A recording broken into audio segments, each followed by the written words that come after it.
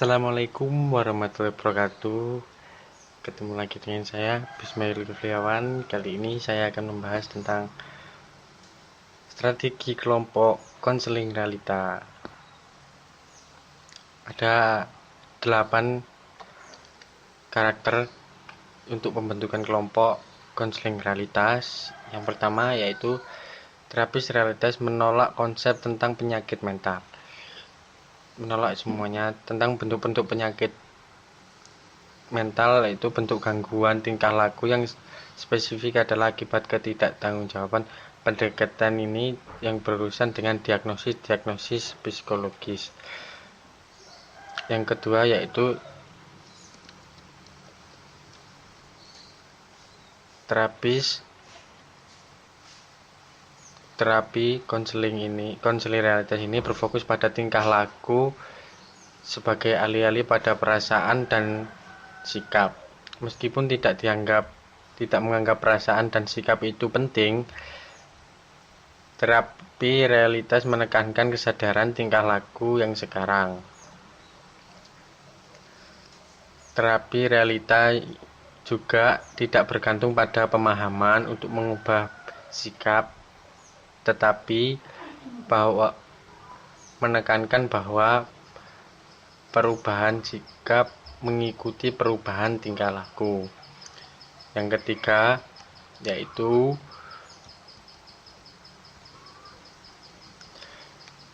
konseling realita berfokus pada sekarang dan bukan masa lalu.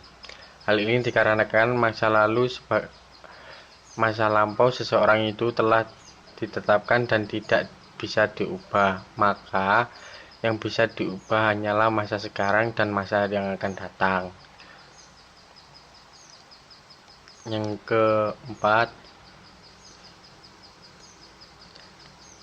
konseling realitas menekankan pertimbangan nilai. Dalam terapi ini menempatkan pokok kepentingan pada peran klien dalam menilai kualitas tingkah laku diri sendiri, menentukan apa yang membuat kegagalan yang dialami konseling. Terapi tidak berani beranggapan bahwa perubahan mustahil terjadi tanpa melihat tingkah laku dan pembuatan beberapa kekuatan mengenai sifat-sifat konstruktivitas dan destruktifnya.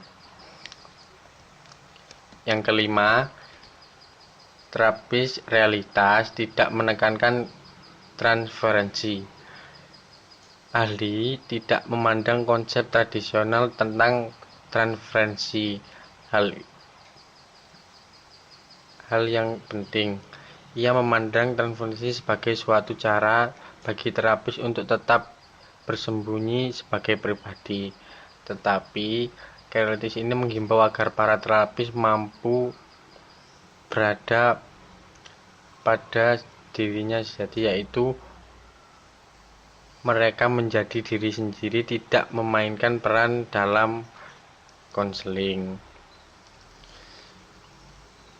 Yang keenam, terapi realita menekankan aspek-aspek kesadaran, bukan aspek-aspek ketidaksadaran. Dalam teori psikoanalitik yang berasumsi bahwa pemahaman dan kesadaran atas proses-proses ketidaksadaran sebagai suatu prasyarat bagi perubahan kepribadian, menekankan pengungkapan konflik-konflik tidak disadari melalui teknik-teknik sebagai analisis transferensi atau analisis mimpi, asosiasi bebas, dan analisis resistensi. Terapis ini menekankan kekeliruan yang dilakukan oleh klien, bagaimana tingkah laku klien sehingga tidak mendapatkan apa yang diinginkan, dan bagaimana ia bisa terlibat dalam suatu rencana bagi tingkah laku yang berhasil.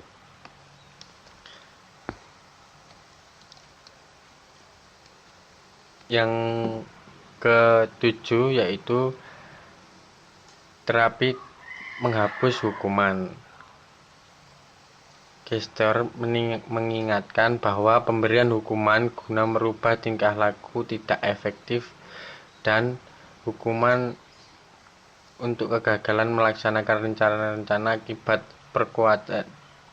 perkuatan identitas kegagalan pada klien yang berusaha merusak hubungan terapis. Yang ke-8, terapis realitas menekankan tanggung jawab. Gestor mendefinisikan sebagai kemampuan untuk memenuhi kebutuhan-kebutuhan sendiri dan melakukannya dengan cara tidak mempengaruhi kemampuan orang lain dan bisa memenuhi kebutuhan mereka. Yang selanjutnya yaitu perkembangan kohesivitas dalam konseling realitas. Burgerlin 2002 berpendapat kohesi memberikan dorongan pada kelompok untuk bergerak maju. Kelompok ini tidak kohesi secara otomatis. Kohesi adalah hasil dari komitmen oleh para peserta dan pemimpin untuk mengembangkan kohesi. Mereka harus membangun kejelasan tentang bagaimana kelompok bekerja di sesi awal karena tingkat struktur yang lebih tinggi sebagai pengarah pada tingkat yang di bawahnya. Yang selanjutnya yaitu dinamika konseling realita. Konseling realita sangat relatif digunakan dalam konseling individu dan kelompok, dan konseling perkawinan, keluarga, kerja sosial, pendidikan, dan konseling kelompok ini bisa diimplikasikan langsung ke situasi-situasi sekolah.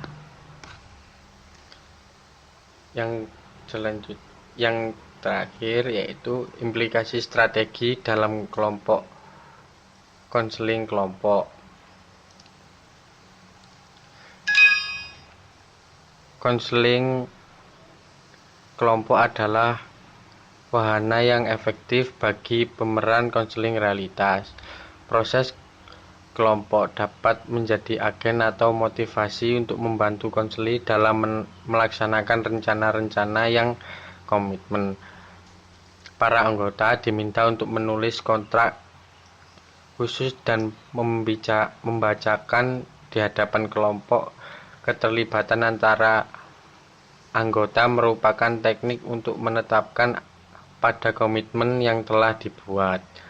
Konseling realita juga memiliki implikasi langsung di situasi sekolah, yaitu dalam membantu siswa dengan mengacu pada prosedur penerapan pada konseling kelompok realitas dengan menggunakan teknik